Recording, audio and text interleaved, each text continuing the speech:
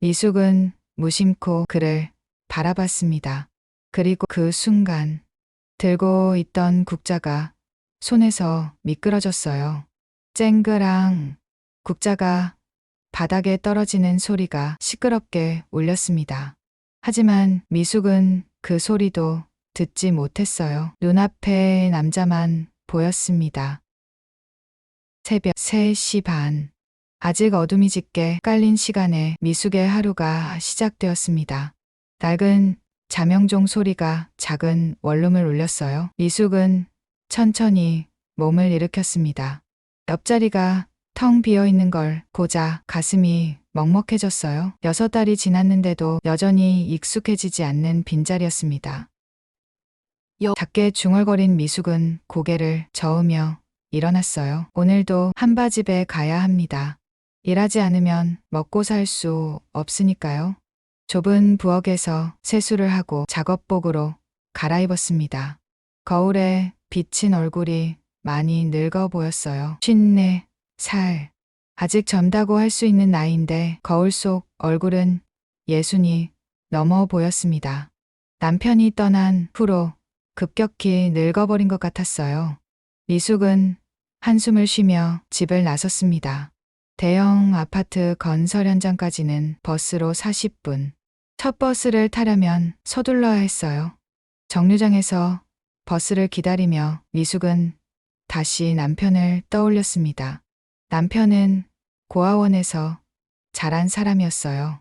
부모도 형제도 없었죠. 그래서인지 가족에 대한 그리움이 컸습니다. 미숙과 결혼했을 때 남편은 말했었어요. 당신이 내 유일한 가족이야. 평생 당신만 바라보고 살게. 그 약속을 지키려는 듯 남편은 정말 열심히 살았습니다. 타워크레인 기사 자격증을 따고 건설 현장에서 묵묵히 일했어요. 위험한 일이었지만 수입이 괜찮았거든요. 둘이 조금씩 돈을 모아 작은 집이라도 사자는 게 꿈이었습니다. 그런데 그 꿈은 6달 전 산산조각이 났어요. 버스가 도착했습니다. 미숙은 텅 빈 버스에 올라탔어요. 창밖으로 아직 잠든 도시가 스쳐 지나갔습니다. 건설 현장에 도착하니 벌써 불이 켜진 곳이 있었어요.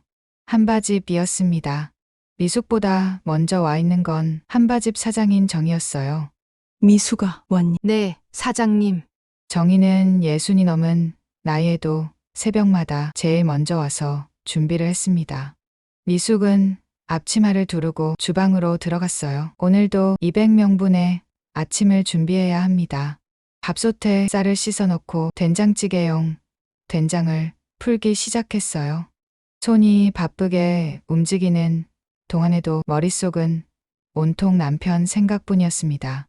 그날 아침도 이렇게 평범하게 시작됐었어요. 남편은 늘 그랬듯 새벽 5시에 일어나 준비를 했습니다.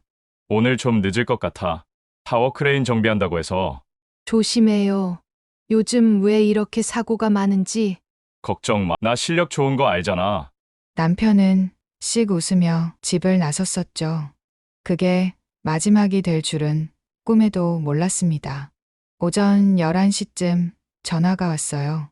병원에서 온 전화였습니다. 한재민 씨 보호자이신가요? 그 순간부터 미숙의 세상은 무너져 내렸어요. 타워크레인에서 추락했다고 했습니다. 병원에 도착했을 때 남편은 이미 숨을 거둔 뒤였어요. 하얀 천으로 덮인 남편의 얼굴을 보며 미숙은 그 자리에 주저앉았습니다. 믿을 수가 없었어요. 아침에 웃으며 나간 사람이 차가운 시신이 되어 있다니. 어떻게 이런 일이. 현장 소장 최동철은 차갑게 말했었습니다. 작업자 부주의입니다. 안전벨트를 제대로 착용하지 않았어요. 거짓말이었습니다. 남편은 그 누구보다 안전을 중시하는 사람이었으니까요. 하지만 증거가 없었어요. 시신 고장이었다고 했고 목격자도 없다고 했습니다. 산재 처리를 요구했지만 최동철은 단호했어요. 회사 과실이 아닙니다. 개인 부주의로 인한 사고예요. 미숙은 싸우고 싶었지만 힘이 없었습니다. 변호사를 선임할 돈도 없었고 혼자서는 거대한 건설회사를 상대할 수 없었어요. 결국 얼마 안 되는 위로금만 받고 물러날 수밖에 없었습니다. 미수가 콩나물 좀 다듬어. 정희의 목소리에 미숙은 현실로 돌아왔어요. 네, 사장님. 콩나물을 다듬으며 미숙은 눈물을 삼켰습니다. 울고 있을 시간이 없었어요. 살아남아야 했으니까요. 아침 준비가 끝나갈 무렵 작업자들이 하나둘 들어오기 시작했습니다. 아줌마, 된장찌개 한 그릇이요. 김치찌개는 없어요. 밥 좀 더 주세요. 정신없 밥을 퍼주고 국을 담는 사이 시간이 흘렀어요. 점심시간이 가까워지자 한바집은 더욱 붐볐습니다. 흙먼지를 뒤집어 쓴 작업자들이 줄을 서서 기다렸어요. 그때였습니다. 입구에 낯선 사람이 나타났어요.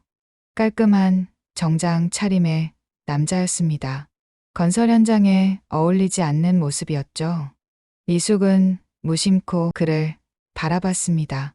그리고 그 순간 들고 있던 국자가 손에서 미끄러졌어요. 쨍그랑 국자가 바닥에 떨어지는 소리가 시끄럽게 울렸습니다. 하지만 미숙은 그 소리도 듣지 못했어요. 눈앞에 남자만 보였습니다. 남편이었어요. 아니, 남편과 똑같은 얼굴이었습니다. 키도 체격도 얼굴도 완전히 똑같았어요. 다만 깔끔한 정장 차림이 달랐을 뿐이었죠. 미숙은 떨리는 다리로 겨우 서 있었습니다. 내가 지금 헛것을 보는 건가? 그 남자가 다가왔어요. 괜찮으세요? 목소리까지 비슷했습니다. 미숙은 입을 열었지만 소리가 나오지 않았어요. 저기, 혹시 겨우 말을 꺼냈지만 그 남자는 이미 자리를 찾아 앉고 있었습니다. 미숙은 떨리는 손으로 국자를 주었어요. 정희가 걱정스럽게 물었습니다. 미수가 왜 그래? 어디 아파? 아니에요. 미숙은 고개를 저으며 다시 일을 시작했어요. 하지만 시선은 계속 그 남자에게 향했습니다. 남편과 너무나 닮은 그 남자. 어떻게 이럴 수가 있을까요? 쌍둥이라도 있었던 걸까요? 하지만 남편은 고아원 출신이었어요. 형제가 있다는 얘기는 한 번도 들은 적이 없었습니다. 미숙은 떨리는 마음을 억누르며 그 남자에게 다가갔어요. 뭐 드실래요? 아, 된장찌개 하나 주세요. 남자는 정중하게 주문했습니다. 말투는 남편과 달랐어요. 남편은 투박한 경상도 사투리를 썼는데 이 남자는 표준어를 구사했습니다. 교양 있는 말투였어요. 미숙은 된장찌개를 가져다 주며 조심스럽게 물었습니다. 실례지만 혹시 가족 중에 쌍둥이가 있으신가요? 남자가 놀란 표정으로 미숙을 봤어요. 네, 그러시죠. 제가 아는 사람과 너무 닮으셔서. 남자는 잠시 생각하더니 고개를 저었습니다. 글쎄요. 저는 어릴 때 입양되어서 친가족을 모릅니다. 그 단어에 미숙의 가슴이 쿵 내려앉았어요. 혹시 고아원 출신이신가요? 아니요. 영아원에서 바로 입양됐다고 들었습니다. 미숙은 더 이상 묻지 못했어요. 너무 신뢰되는 질문일 수도 있었으니까요. 하지만 가슴이 미친 듯이 뛰었습니다. 이 사람이 정말 남편과 관련이 있는 건 아닐까? 점심시간이 끝나갈 무렵 그 남자가 일어났어요. 잘 먹었습니다. 안녕히 가세요. 미숙은 아쉬운 마음으로 그를 배웅했습니다. 그런데 남자가 문득 돌아서며 명함을 내밀었어요. 아, 제 명함입니다. 한재욱이라고 합니다. 변호사예요. 한재욱, 한씨 남편과 같은 성씨였어요. 미숙은 떨리는 손으로 명함을 받았습니다. 저는 김미숙이에요. 네, 김미숙 씨. 그런데 정말 제가 누군가와 많이 닮았나요? 아까부터 계속 쳐다보시는 것 같아서. 미숙은 망설이다가 입을 열었어요. 제 남편과 정말 똑같이 생기셨어요. 남편분이요? 6달 전에 세상을 떠났어요. 이 현장에서 타워 크레인 기사로 일하다가 재욱의 표정이 변했습니다. 타워 크레인 사고요? 한재민이라고 혹시 이름이 익숙하신가요? 재욱이 크게 놀라며 미숙을 봤어요. 재민이라고요? 네, 한재민.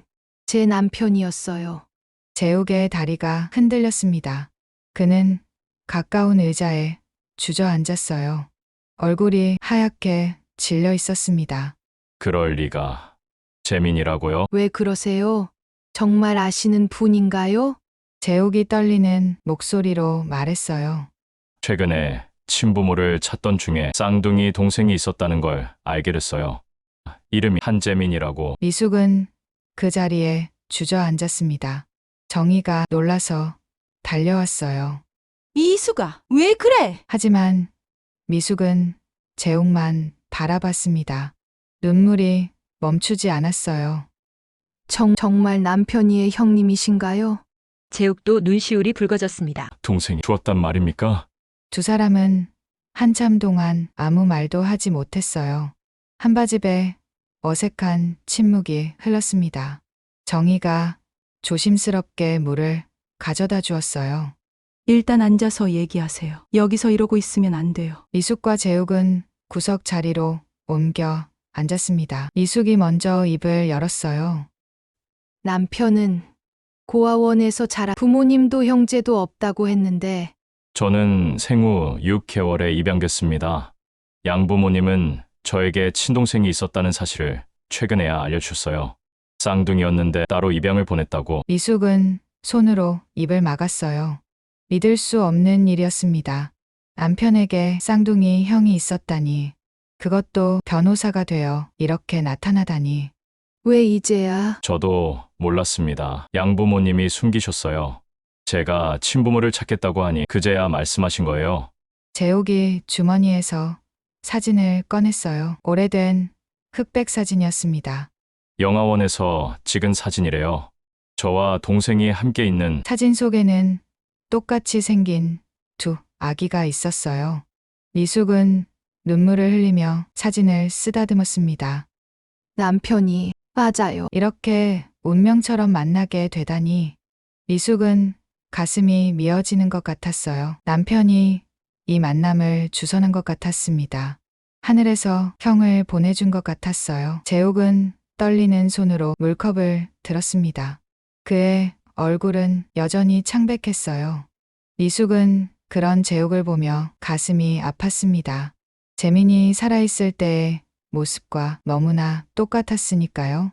재민도 충격을 받으면 저렇게 얼굴이 하얗게 질리곤 했었죠. 한바집 안은 점심시간이 끝나가며 한산해졌습니다. 작업자들이 하나둘 현장으로 돌아가고 이제 미숙과 재욱 그리고 정희만 남았어요. 정희는 눈치를 보며 주방으로 들어갔습니다. 두 사람이 조용히 이야기할 수 있도록 배려한 거였죠. 재욱이 먼저 입을 열었어요. 동생 정말 여기서 일했습니까? 네, 3년 동안 타워 크레인 기사로 일했어요. 미숙의 목소리가 떨렸습니다. 남편을 생각하면 아직도 눈물이 났으니까요. 어떤 사람이었습니까? 제 동생은. 재욱의 질문에 미숙은 잠시 눈을 감았어요. 무엇부터 말해야 할까요? 남편에 대해 말하려면 며칠 밤을 새워도 모자랄 것 같았습니다. 따뜻한 사람이었어요. 고아원에서 자라서 그런지 가족을 무척 소중히 여겼죠. 미숙이 천천히 말을 이어갔습니다. 저를 만났을 때 남편이 그랬어요. 평생 찾던 가족을 드디어 만났다고, 저 하나만 있으면 된다고. 재욱의 눈가가 붉어졌어요. 그는 고개를 숙이며 눈물을 참았습니다. 저도 늘 무언가 비어있는 것 같았습니다. 양부모님이 잘해주셨지만 항상 허전했어요.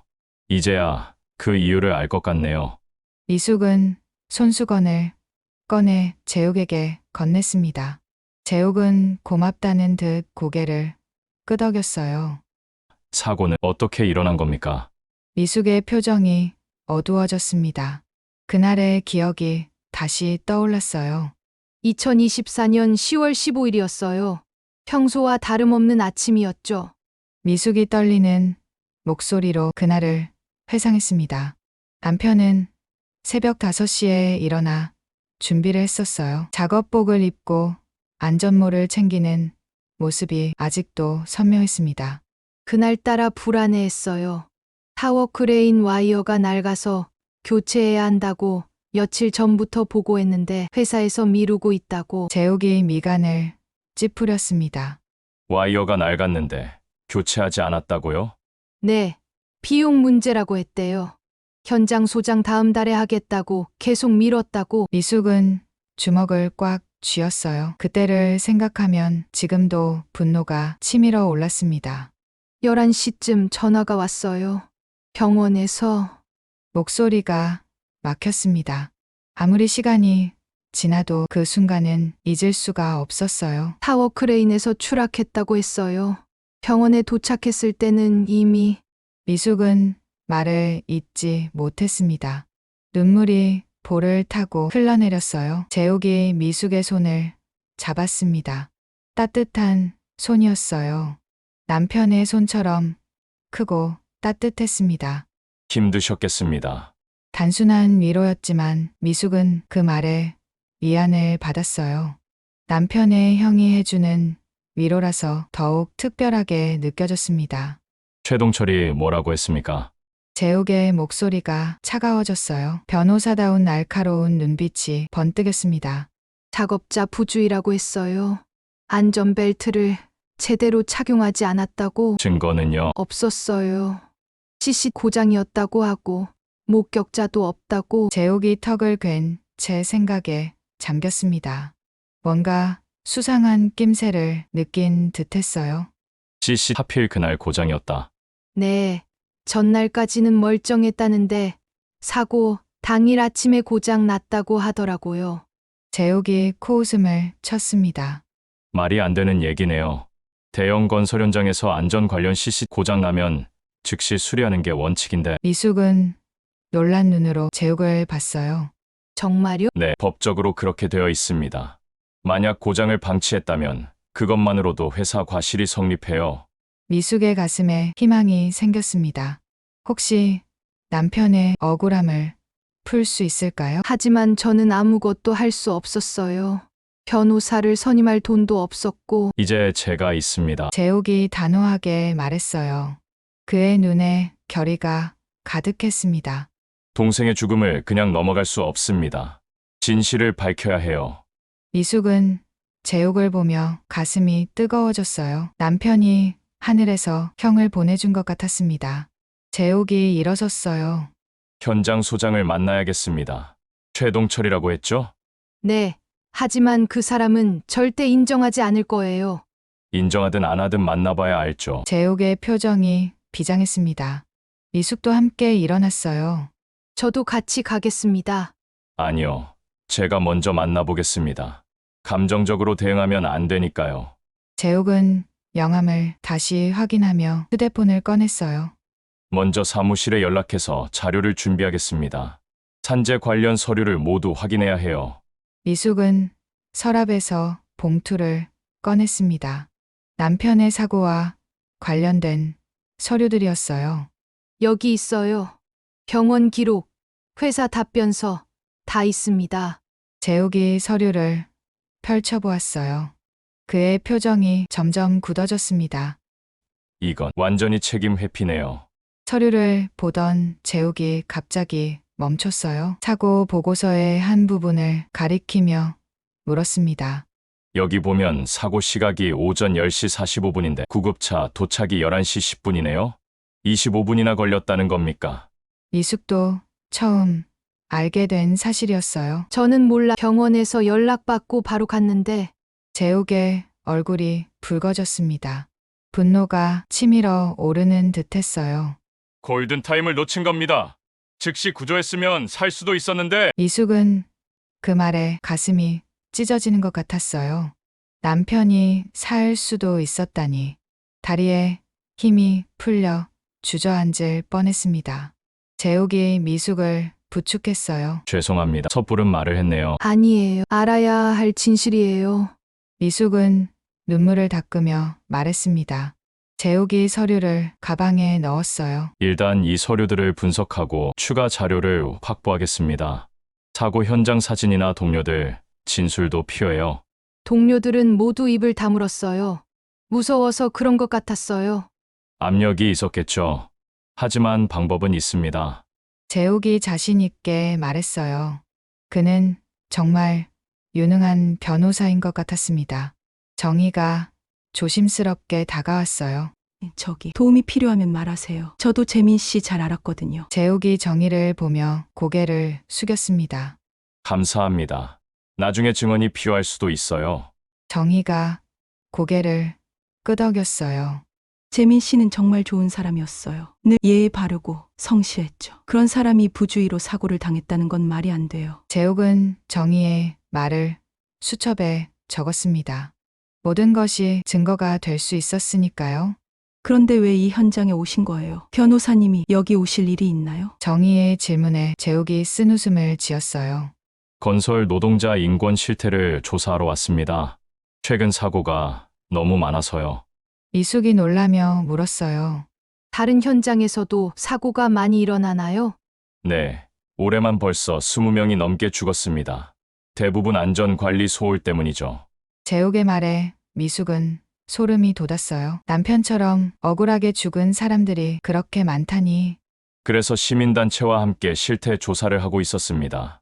그런데 이렇게 동생을 찾게 되다니. 재욱의 목소리가 떨렸어요. 운명의 장난 같았습니다. 아니, 어쩌면 남편이 이끈 것일지도 모르죠. 재욱이 시계를 확인했어요. 현장 소장이 사무실에 있을 시간이네요. 지금 가보겠습니다. 조심하세요. 최동철은 만만한 사람이 아니에요. 미숙이 걱정스럽게 말했습니다. 재욱이 씩 웃었어요. 그 미소가 남편과 똑같아서 미숙은 또 가슴이 아팠습니다. 걱정 마세요. 저도 만만한 사람이 아니니까요. 재욱이 한바집을 나서려다가 다시 돌아섰어요. 참, 제 연락처 드릴게요. 무슨 일이 있으면 바로 연락하세요. 휴대폰 번호를 주고받았습니다. 미숙은 떨리는 손으로 번호를 저장했어요. 한재욱 변호사님, 아니, 이제는 남편 형님이라고 저장해야 할까요? 재욱이 떠난 후 미숙은 한동안 멍하니 서 있었습니다. 정희가 다가와 어깨를 토닥였어요. 기적 같은 일이네. 재민 씨 형이 나타나다니. 꿈만 같아요. 미숙은 눈물을 닦으며 말했습니다. 이제 희망이 생겼어요. 남편의 억울함을 풀 수 있을지도 모른다는 희망이. 오후 3시쯤 재욱에게서 전화가 왔습니다. 최동철을 만났습니다. 어땠어요? 예상대로였어요. 완전히 발뺌하더군요. 재욱의 목소리에 분노가 묻어났습니다. 하지만 실수를 했어요. 와이어 교체 요청을 받은 적이 없다고 했는데 제가 서류를 보여주니까 당황하더군요. 미숙의 가슴이 뛰었어요. 그럼 거짓말한 게 들통난 거네요. 네, 하지만 그것만으로는 부족합니다. 더 많은 증거가 필요해요. 재욱이 잠시 말을 멈췄다가 다시 물었어요. 혹시 동생이 사고 전에 뭔가 이상한 말을 한 적 없습니까? 미숙이 기억을 더듬었습니다. 그러다 문득 떠오른 게 있었어요. 아, 사고 일주일 전에 그런 말을 했어요. 현장에서 이상한 압력을 받는다고. 압력이요? 네. 공사 기간을 단축하라고 위에서 압박한다고 안전 점검 시간도 줄이고 있다고 걱정했어요. 재욱이 메모를 했습니다. 중요한 정보네요. 공기 단축 때문에 안전을 무시했다는 증거가 될 수 있어요. 통화를 마치고 미숙은 다시 일을 시작했습니다. 저녁 준비를 해야 했으니까요. 하지만 손은 움직여도 머릿속은 온통 재욱 생각뿐이었어요. 정말 남편의 형이 맞을까요? 너무나 닮은 얼굴, 같은 성씨, 쌍둥이라는 사실. 모든 게 맞아떨어졌습니다. 저녁 무렵 재욱이 다시 한바집을 찾았어요. 그의 표정이 심각했습니다. 뭔가 발견하신 거예요? 미숙이 걱정스럽게 물었어요. 재욱이 노트북을 펼쳤습니다. 이 회사 사고 기록을 조사했는데요. 최근 3년간 5건의 추락 사고가 있었습니다. 5건이나요? 네, 그중 3명이 사망했고 2명은 중상을 입었어요. 모두 안전 장비 문제였는데 회사는 작업자 부주의로 처리했죠. 미숙은 믿을 수가 없었어요. 그렇게 많은 사고가 있었는데도 아무런 조치가 없었다니. 이건 범죄예요. 재욱이 고개를 끄덕였습니다. 맞습니다. 업무상 과실치사죠. 이제 싸울 준비를 해야 합니다. 미숙은 재욱을 보며 힘이 났어요. 혼자가 아니라는 것, 남편의 형이 함께 한다는 것, 그것만으로도 큰 위안이 되었습니다. 밤이 깊어가는 한바집에서 두 사람은 오래도록 이야기를 나눴습니다. 남편에 대해 그리고 앞으로 해야 할 일에 대해. 재욱은 동생을 알아가고 싶어 했고 미숙은 기꺼이 모든 것을 들려주었어요. 남편이 좋아했던 음식, 남편의 습관, 남편의 꿈. 이야기를 하면 할수록 남편이 살아 돌아온 것 같았습니다. 비록 재욱을 통해서지만 남편을 다시 만난 것 같았어요. 며칠이 지났습니다. 재욱은 매일 건설 현장을 찾아왔어요. 서류를 검토하고 사진을 찍고 노동자들과 이야기를 나눴습니다. 미숙은 한바집에서 일하며 재욱을 지켜봤어요.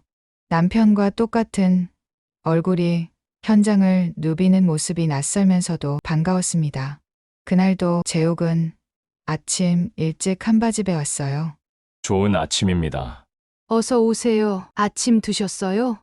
미숙이 반갑게 맞았습니다. 재욱은 이제 한바집의 단골이 되었어요. 아직이요. 여기서 먹으려고 일찍 왔습니다. 재욱이 가방에서 서류를 꺼냈어요. 두툼한 파일이었습니다. 어제 시청에서 자료를 받았어요. 이 건설회사의 안전 점검 기록입니다. 미숙이 된장찌개를 가져다 주며 물었어요. 뭔가 발견하셨어요? 이상한 점이 많습니다. 재욱이 서류를 펼쳤어요. 빨간 펜으로 표시된 부분이 여러 곳 있었습니다. 타워 크레인 정기 점검이 2024년 9월에 있었어야 하는데 기록이 없어요. 9월이면 사고 한 달 전이네요. 네. 그런데 서류상으로는 점검을 완료했다고 되어 있어요. 점검 업체에 확인해 보니 그날 이 현장에 간 적이 없답니다. 미숙은 숨이 막혔어요. 서류를 조작했다는 뜻이었습니다. 그럼 일부러 네. 고의적으로 점검을 하지 않고 서류만 꾸민 겁니다. 재욱의 눈이 차갑게 빛났어요. 변호사로서의 날카로움이 드러났습니다. 그때 현장 입구에서 소란이 일어났어요. 최동철이 부하 직원들과 함께 한바집으로 들어왔습니다. 그의 표정은 굳어 있었어요. 한 변호사 최동철이 재욱을 노려봤습니다. 또 오셨네요. 네. 올 일이 있으니까요.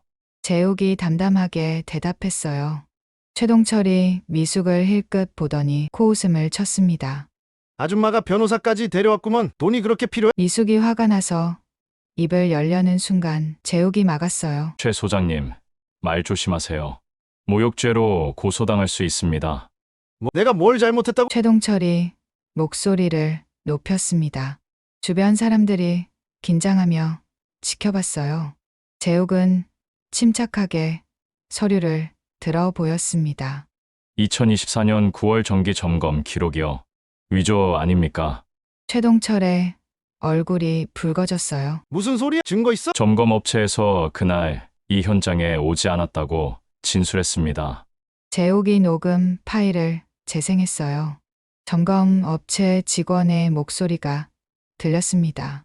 그날은 다른 현장에 있었어요. 여기 건설 현장은 간 적이 없습니다. 최동철의 얼굴이 창백해졌어요. 하지만 여전히 발뺌했습니다. 그건 착각일 거야. 우리는 다른 업체에 맡겼어. 어느 업체죠? 그건 지금 기억이 안 나네. 최동철이 말을 더듬었습니다. 거짓말이 들통나자 당황한 것이 역력했어요. 재욱이 한 발 더 나아갔습니다. 와, 이어 교체 요청은 왜 거부하셨죠? 비용 문제야. 회사도 먹고 살아야지. 사람 목숨보다 돈이 중요합니까?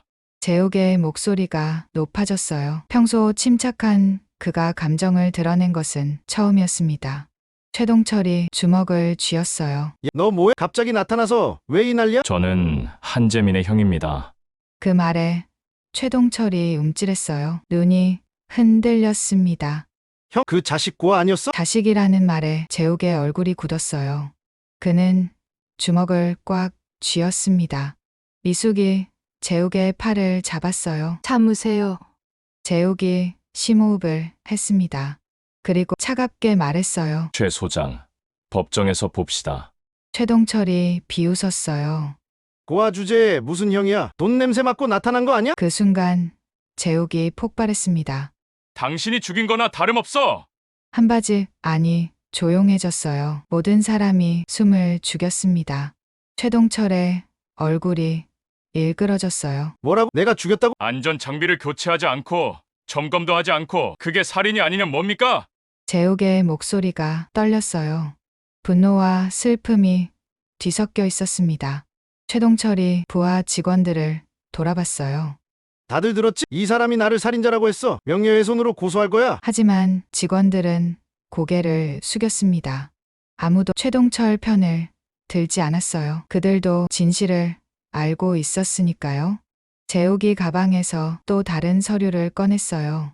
여기 동료들의 진술서가 있습니다. 최동철이 놀라며 서류를 빼앗으려 했어요. 누가 감히? 이름은 밝힐 수 없습니다. 하지만 여러 명이 증언했어요. 당신이 공기 단축을 위해 안전을 무시했다고.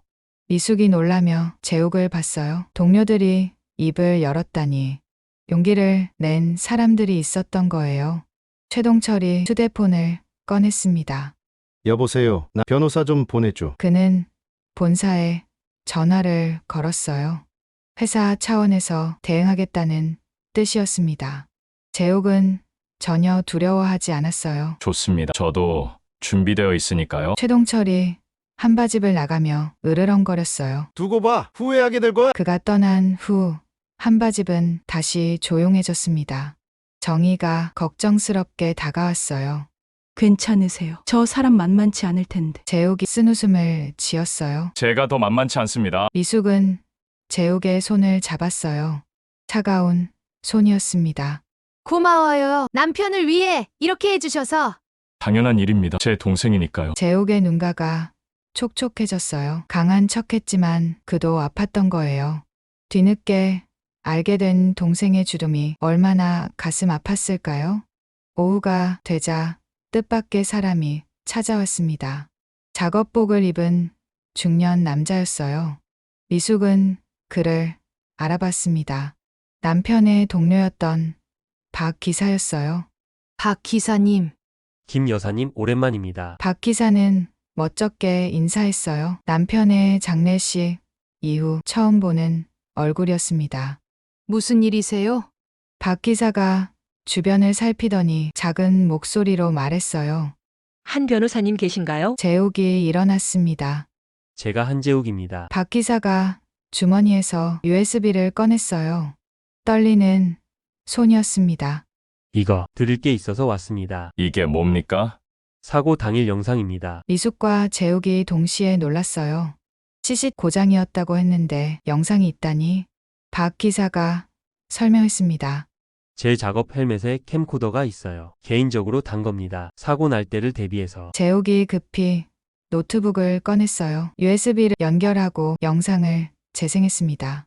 화면이 흔들렸지만 타워 크레인이 보였어요. 그리고 그 위에 남편의 모습이. 미숙은 손으로 입을 막았습니다. 살아있는 남편의 마지막 모습이었으니까요. 영상 속에서 남편이 작업을 하고 있었어요. 그때 갑자기 탕 하는 소리가 났습니다. 와이어가 끊어지는 소리였어요. 남편이 균형을 잃었습니다. 안전벨트를 잡으려 했지만 벨트도 낡아서 끊어졌어요. 안 돼. 영상 속 누군가의 비명이 들렸습니다. 미숙은 눈을 감았어요. 더 이상 볼 수가 없었습니다. 재욱이 영상을 멈췄어요. 그의 얼굴은 창백했습니다. 이거 명백한 장비 결함입니다. 박 기사가 고개를 끄덕였어요. 그래서 지금까지 숨기고 있었습니다. 무서웠어요. 최 소장이 가만두지 않을 테니까. 왜 이제 주시는 겁니까? 재욱이 물었어요. 박 기사가 미숙을 봤습니다. 남편이 형이 있다는 걸 알았으면 기뻐했을 거예요. 늘 가족을 그리워했거든요. 그는 눈물을 닦았어요. 재민이는 좋은 친구였습니다. 이제라도 진실을 밝혀야 한다고 생각했어요. 재욱이 박 기사의 손을 잡았습니다. 감사합니다. 정말 용기 있는 결정이십니다. 법정에서 증언도 하겠습니다. 더 이상 숨기고 싶지 않아요. 박 기사가 떠난 후 재욱은 바로 행동에 나섰어요. 영상을 백업하고 증거 보전 신청을 했습니다. 이제 최동철은 빠져나갈 수 없을 겁니다. 미숙은 희망이 생겼어요. 드디어 남편의 억울함을 풀 수 있을 것 같았습니다. 그날 저녁 재욱은 미숙과 함께 남편의 묘를 찾았어요. 처음으로 동생의 무덤을 보는 재욱. 그는 묘비 앞에 무릎을 꿇었습니다. 재민아, 형이야. 재욱의 목소리가 떨렸어요. 늦게 찾아와서 미안해. 이제라도 만나서 다행이야. 미숙은 조용히 옆에 섰습니다. 두 형제의 만남을 지켜봤어요. 비록 한 사람은 이 세상에 없지만 내 억울함을 꼭 풀어줄게. 약속해. 재욱이 묘비를 쓰다듬었어요. 차가운 돌이었지만 따뜻함이 느껴지는 것 같았습니다. 바람이 불었어요. 나무짚이 흔들리는 소리가 들렸습니다. 마치 남편이 대답하는 것처럼. 미숙은 눈물을 흘렸어요. 슬픔의 눈물이 아니었습니다. 감사의 눈물이었어요. 남편이 형을 보내줘서, 이제 혼자가 아니라서, 진실을 밝힐 수 있게 되어서. 묘지를 나오며 재욱이 말했습니다. 내일 검찰에 고발장을 제출하겠습니다. 검찰이요? 네, 이건 단순한 산재가 아니라 범죄입니다. 업무상 과실치사죄로 고발할 겁니다. 미숙은 가슴이 뛰었어요. 드디어 시작이었습니다. 정의를 위한 싸움이. 다음 날 아침 건설 현장은 술렁였어요. 검찰에서 압수수색을 나온 것입니다. 최동철은 당황한 표정으로 서류를 챙겼어요. 이게 무슨 일이야? 검사가 영장을 보여주었습니다. 업무상 과실치사 혐의로 압수수색합니다. 컴퓨터와 서류들이 박스에 담겼어요. 작업자들은 놀란 눈으로 지켜봤습니다. 미숙은 한바집에서 그 광경을 봤어요. 가슴이 시원했습니다. 남편이 하늘에서 보고 있을 것 같았어요. 여보, 이제 시작이에요. 당신의 억울함을 꼭 풀어줄게요. 재욱이 한바집으로 왔습니다. 그의 표정은 비장했어요. 이제 법정에서 진실을 밝힐 차례입니다. 미숙은 고개를 끄덕였어요. 두렵지 않았습니다. 남편의 형이 함께 있으니까요. 정의가 승리할 거라고 믿었으니까요. 그렇게 운명의 재판이 시작되려 하고 있었습니다. 2025년 3월 15일 드디어 재판이 시작되었습니다. 서울중앙지방법원 형사합의부 법정. 미숙은 떨리는 마음으로 방청석에 앉았어요. 손에는 남편의 사진이 들려 있었습니다. 오늘을 위해 얼마나 기다렸던가요? 재욱은 검사 옆에 앉아 서류를 정리하고 있었어요. 참고인 자격으로 출석한 것입니다. 피고인석에는 최동철이 앉아 있었습니다. 그의 옆에는 회사에서 선임한 변호사 2명이 있었어요. 거대 로펌의 변호사들이었습니다. 판사가 입장했어요. 모두가 일어섰다가 다시 앉았습니다. 지금부터 2025 고단 327 업무상 과실치사 사건의 공판을 시작하겠습니다. 판사의 목소리가 법정에 울려 퍼졌어요. 미숙의 가슴이 쿵쿵 뛰었습니다. 검사가 일어나 공소사실을 낭독했어요. 피고인 최동철은 건설 현장 소장으로서 안전관리 의무가 있음에도 이를 소홀히 하여 피해자 한재민을 사망에 이르게 한 혐의로 기소되었습니다. 최동철의 변호사가 일어났습니다. 피고인은 모든 혐의를 부인합니다. 피해자의 사망은 본인의 부주의로 인한 것입니다. 재판이 본격적으로 시작되었어요. 검사가 증거를 제시하기 시작했습니다. 증거물 1번 타워크레인 정기 점검 기록입니다. 크린에 서류가 띄워졌어요. 조작된 점검 기록이었습니다. 이 기록은 위조되었습니다. 점검 업체는 해당 날짜에 이 현장을 방문한 적이 없다고 진술했습니다. 최동철의 얼굴이 굳어졌어요. 그의 변호사가 반박했습니다. 그것은 추측일 뿐입니다. 다른 업체에서 점검했을 가능성도 있습니다. 하지만 검사는 준비가 되어 있었어요. 그렇다면 어느 업체입니까? 피고인은 답변하십시오. 판사가 최동철을 봤습니다. 피고인 답변하세요. 최동철이 더듬거렸어요. 그게 기억이 정확하지 않습니다. 법정에 웃음소리가 났어요. 판사가 정숙을 명령했습니다. 검사가 다음 증거를 제시했어요. 증거물 2번 사고 당일 영상입니다. 박 기자가 제공한 영상이 재생되었습니다. 타워 크레인 위에 남편, 와이어가 끊어지는 순간, 안전벨트마저 끊어지는 장면, 방청석에서 탄식이 흘러나왔어요. 미숙은 눈을 감았습니다. 또다시 그 장면을 보기가 힘들었어요. 보시다시피 이것은 명백한 장비 결함입니다. 피고인은 낡은 장비를 교체하지 않았습니다. 최동철의 변호사가 일어났어요. 그 영상의 진위를 어떻게 믿을 수 있습니까? 그때 재욱이 손을 들었습니다. 판사님, 제가 설명하겠습니다. 판사가 허락했어요. 재욱이 일어나 차분히 설명했습니다. 이 영상은 디지털 포렌식 분석을 거쳤습니다. 조작되지 않은 원본임이 확인되었습니다. 그는 감정서를 제출했어요. 국과수의 공식 감정서였습니다. 최동철의 변호사들이 당황했어요. 서로 수군거리기 시작했습니다. 검사가 증인을 신청했습니다. 증인 이정희를 신문하겠습니다. 정의가 증인석에 섰어요. 떨리는 것이 역력했지만 당당했습니다. 증인은 피해자를 알고 있었습니까? 네, 3년 동안 저희 한바지대서 밥을 먹었어요. 검사가 질문을 이어갔습니다. 피해자가 사고 전에 뭔가 이야기한 것이 있습니까? 정의가 고개를 끄덕였어요. 네, 자주 걱정했어요. 타워 크레인 와이어가 낡아서 위험하다고. 피고인에게 보고했다고 들었습니까? 네, 여러 번 보고했는데 묵살당했다고 했어요. 최동철이 벌떡 일어났습니다. 거짓말이야? 판사가 제지했어요.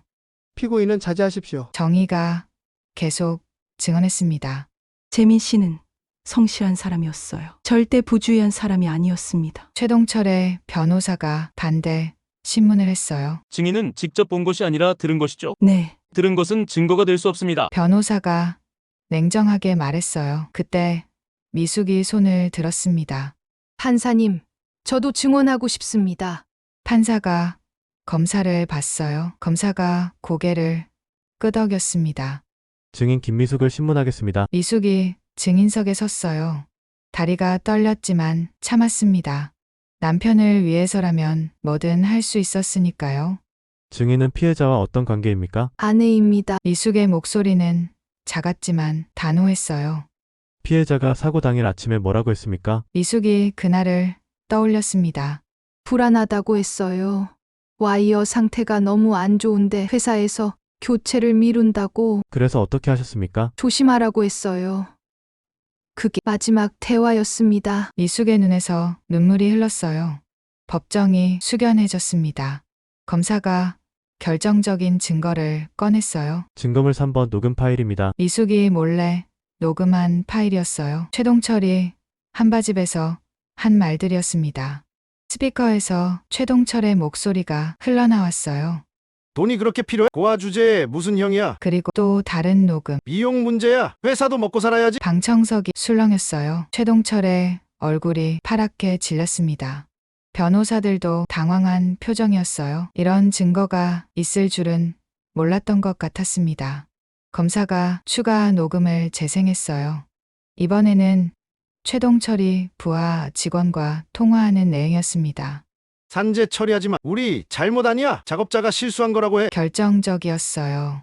사고를 은폐하려 했다는 명백한 증거였습니다.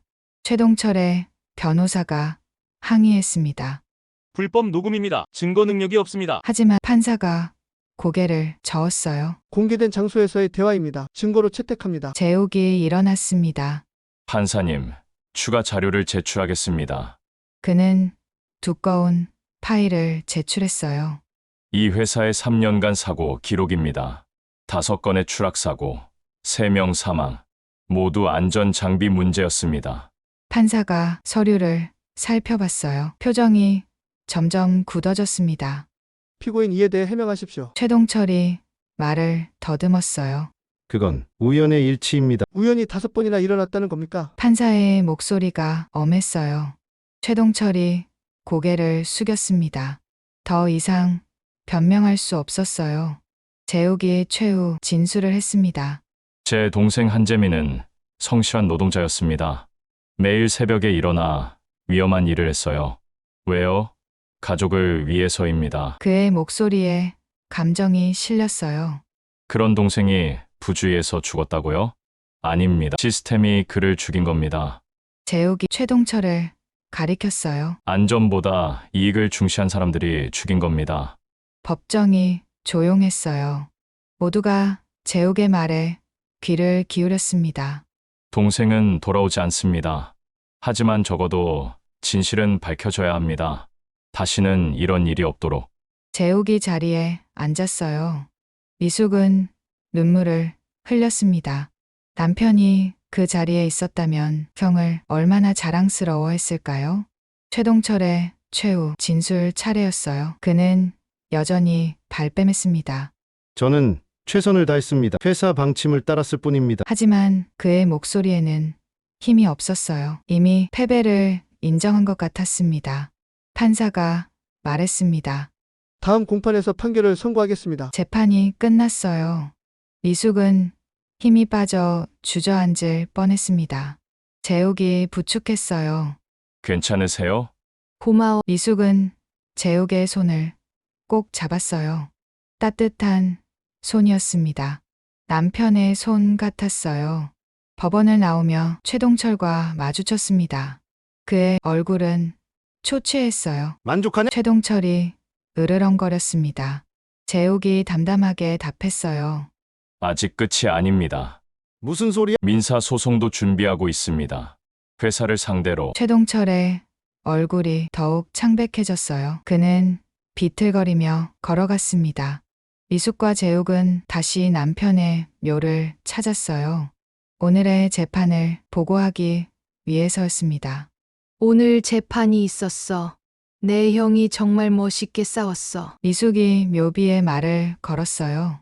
재욱 무릎을 꿇었습니다. 동생아, 조금만 기다려. 곧 진실이 밝혀질 거야. 바람이 불었어요. 벚꽃 잎이 날렸습니다. 봄이 오고 있었어요. 남편이 그렇게 좋아했던 봄이. 일주일 후 판결이 나왔습니다. 피고인 최동철에게 징역 3년을 선고합니다. 법정에 안도의 한숨이 흘렀어요. 최동철은 고개를 떨구었습니다. 수갑이 채워졌어요. 또한 피고인은 피해자 유족에게 1억 원을 배상하라. 미숙은 울음을 터뜨렸어요. 기쁨의 눈물이었습니다. 드디어 남편의 억울함이 풀렸어요. 비록 남편은 돌아오지 않지만 적어도 정의는 실현되었습니다. 재욱이 미숙을 안아주었어요. 수고하셨습니다. 아니에요. 재욱 씨가 수고하셨죠? 두 사람은 서로를 위로했습니다. 법원 밖에는 기자들이 기다리고 있었어요. 이 사건이 사회적으로 큰 이슈가 되었기 때문입니다. 유족분 소감이 어떠신가요? 미숙은 떨리는 목소리로 답했어요. 남편이 하늘에서 기뻐할 것 같아요. 재욱 인터뷰를 했습니다. 이번 판결이 경종이 되길 바랍니다. 노동자의 생명은 그 무엇보다 소중합니다. 그의 말이 뉴스에 실렸어요. 많은 사람들이 공감했습니다. 그날 저녁 한바집에서 조촐한 자리가 마련되었어요. 정의가 준비한 것이었습니다. 오늘은 특별한 날이니까 한잔해야죠. 동료들도 몇 명 왔어요.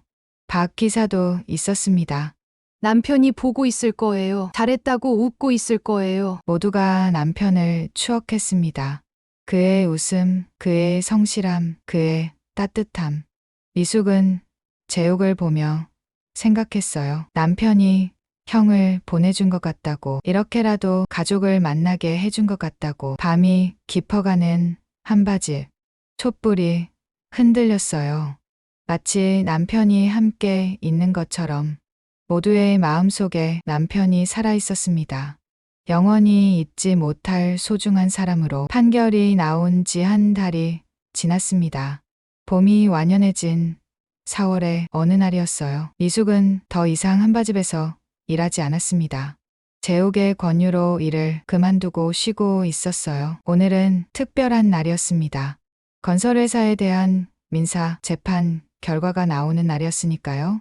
미숙은 재욱과 함께 법원으로 향했어요. 차 안에서 재욱이 말했습니다. 오늘로 모든 게 끝납니다. 미숙은 고개를 끄덕였어요. 길고 긴 싸움이었습니다. 하지만 이제 정말 끝이 보였어요. 법원에 가자 기자들이 몰려 있었습니다.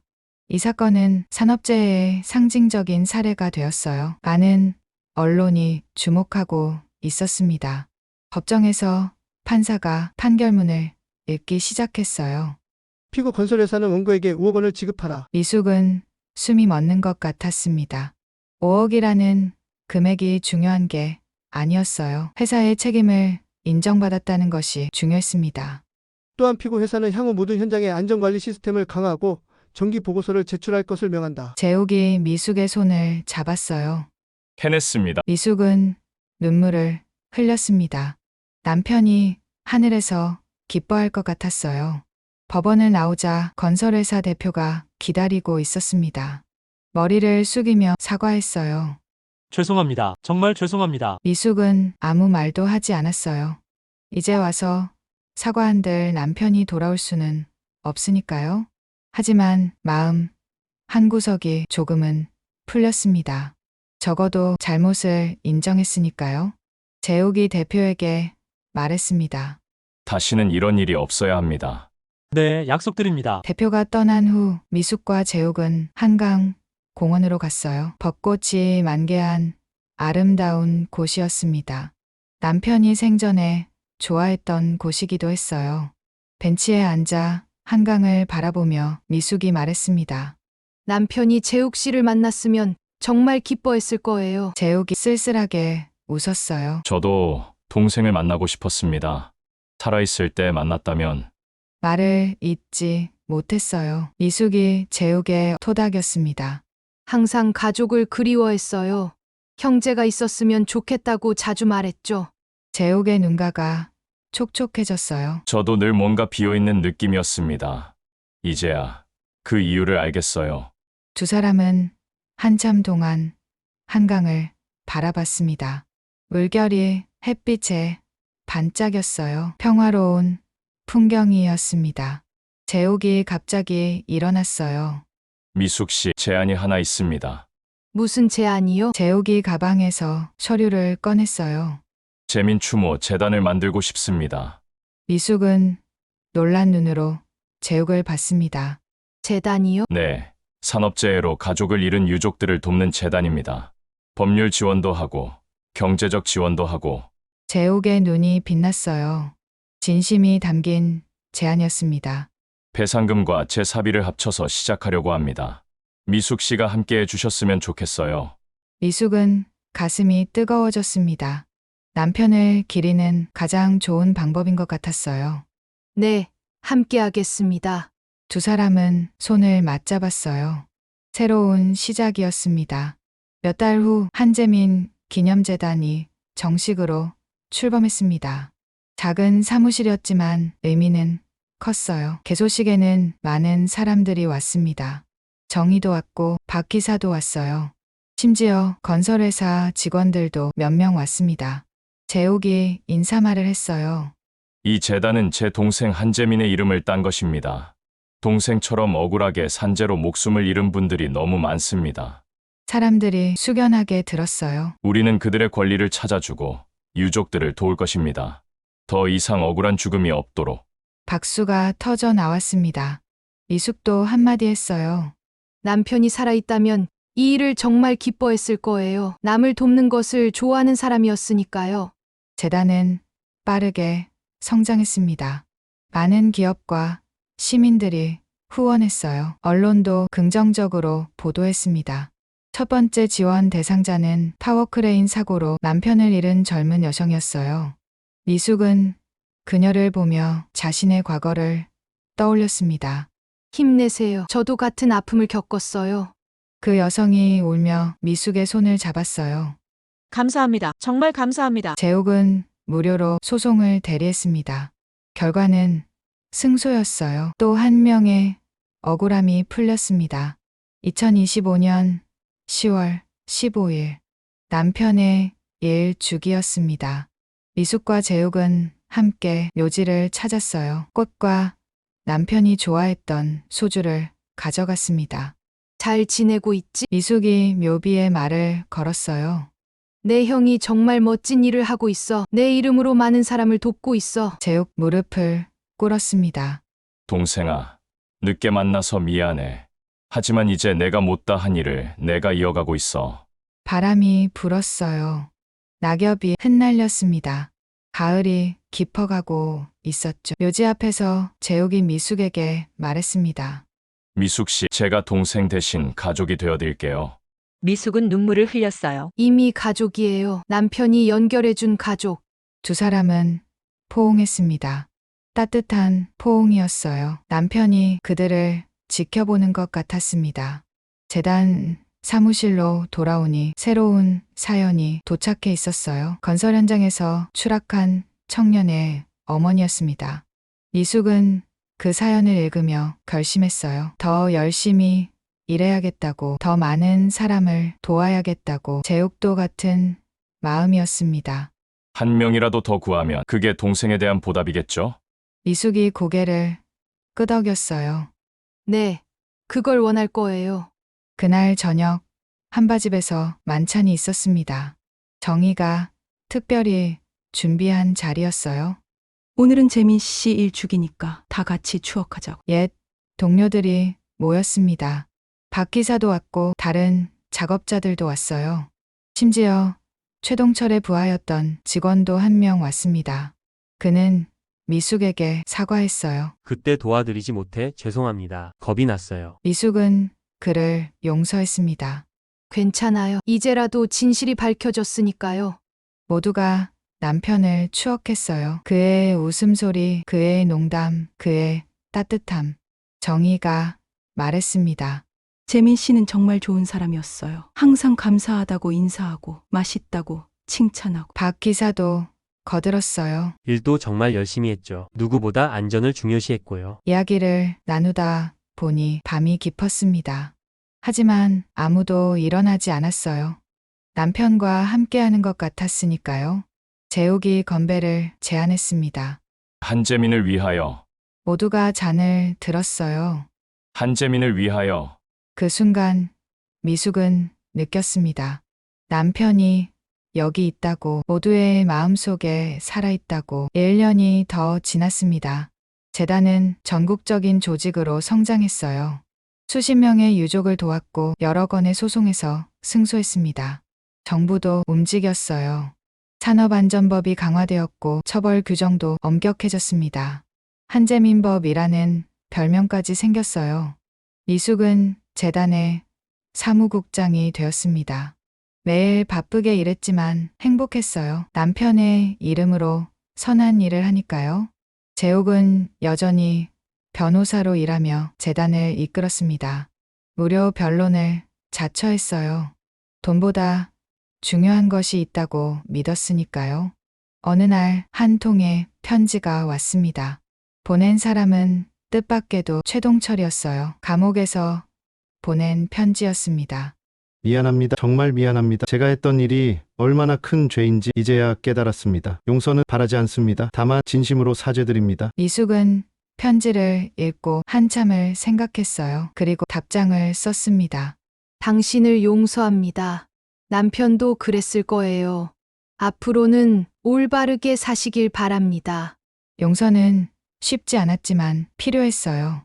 미움을 품고 살 수는 없으니까요. 남편도 그걸 원했을 거예요. 2026년 봄, 재단 건물 앞에 남편의 동상이 세워졌습니다. 안전모를 쓰고 환하게 웃는 모습이었어요. 제막식에는 수백 명이 참석했습니다. 노동자들, 유족들, 시민들 모두가 남편을 기리러 왔어요. 재욱이 제막식 인사를 했습니다. 이 동상은 단순한 조형물이 아닙니다. 산업 현장에서 목숨을 잃은 모든 노동자를 상징합니다. 사람들이 고개를 끄덕였어요. 우리는 그들을 잊지 않을 것입니다. 그리고 더 나은 세상을 만들 것입니다. 미숙도 한마디 했어요. 남편이 살아있다면 쑥스러워했을 거예요. 자기 동상을 세운다고. 사람들이 웃었습니다. 하지만 기뻐했을 거예요. 자기 이름으로 좋은 일을 한다는 것에. 동상 앞에 꽃이 놓였어요. 하나둘씩 사람들이 꽃을 놓았습니다. 어느새 꽃더미가 되었어요. 그날 저녁 미숙과 재욱은 다시 한강 공원을 찾았습니다. 석양이 아름다웠어요. 보고 있을까요? 미숙이 물었어요. 재욱이 하늘을 올려다봤습니다. 보고 있을 거예요. 그리고 웃고 있을 거예요. 두 사람은 나란히 앉아 노을을 봤어요. 평화로운 순간이었습니다. 미숙이 말했습니다. 덕분에 재욱 씨를 만났어요. 가족을 얻었어요. 재욱도 고개를 끄덕였어요. 저도요. 동생은 잃었지만 새로운 가족을 얻었습니다. 두 사람은 미소를 지었어요. 슬픔은 여전히 있었지만 이제는 견딜 수 있었습니다. 서로가 있으니까요. 남편이 남긴 유산이 있으니까요. 밤이 되자 별이 떴습니다. 유난히 밝은 별 하나가 반짝였어요. 미숙은 그 별이 남편인 것 같았습니다. 하늘에서 그들을 지켜보는 남편. 여보, 우리 잘하고 있지? 바람이 살랑 불었어요. 대답하는 것 같았습니다. 그래, 잘하고 있어. 고마워. 사랑해. 미숙과 재욱은 일어섰어요. 내일도 해야 할 일이 많았습니다. 도와야 할 사람들이 기다리고 있었으니까요. 두 사람은 나란히 걸었습니다. 남편이 이어준 특별한 인연. 그들은 이제 진짜 가족이었어요. 피는 섞이지 않았지만 마음으로 연결된 가족. 그렇게 새로운 삶이 계속되었습니다.